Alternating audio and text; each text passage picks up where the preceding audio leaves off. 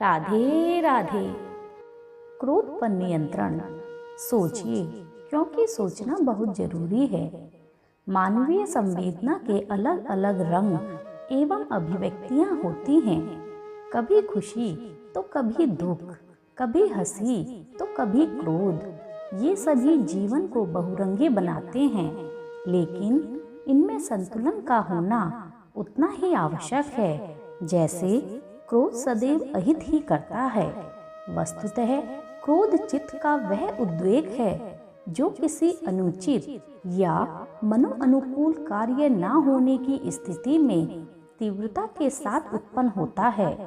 गीता में क्रोध को लेकर कहा गया है कि हमारी जो अभिलाषा पूरी नहीं होती वही रजोगुण के कारण क्रोध बन जाती हैं। इसलिए अभिलाषाओं के स्तर पर तार्किक होना ही क्रोध पर अंकुश का सबसे प्रभावी उपकरण है।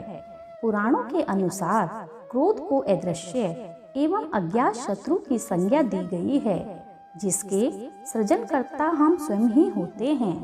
क्योंकि यह हमसे ही उत्पन्न होता है तो इसके शमन का दायित्व भी हमारा ही है। इतिहास साक्षी है कि क्रोध ने सदैव विध्वंस का काम ही किया है। क्रोध नितांत निजी चुनाव है। यदि हम परिस्थितियों को उचित रूप से नहीं संभाल पाते हैं तो हम कहीं ना कहीं अप्रत्यक्ष रूप से परिस्थितियों के नियंत्रण में हो जाते हैं और फिर हमारे भाव असंतुलित होकर अनियंत्रित हो जाते हैं।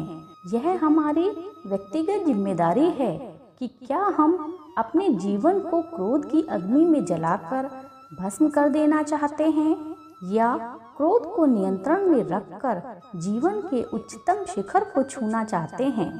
इस संबंध में भगवान श्री कृष्ण कहते हैं कि क्रोध से मूर्खता उत्पन्न होती है। मूर्खता से सोचने समझने की शक्ति खत्म हो जाती है और बुद्धि नष्ट हो जाती है। बुद्धि नष्ट होने पर इंसान स्वयं नष्ट हो जाता है।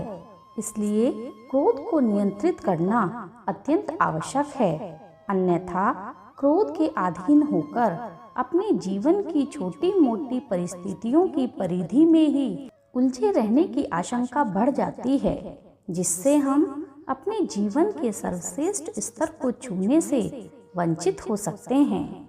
सोचिए, क्योंकि सोचना बहुत जरूरी है। धन्यवाद।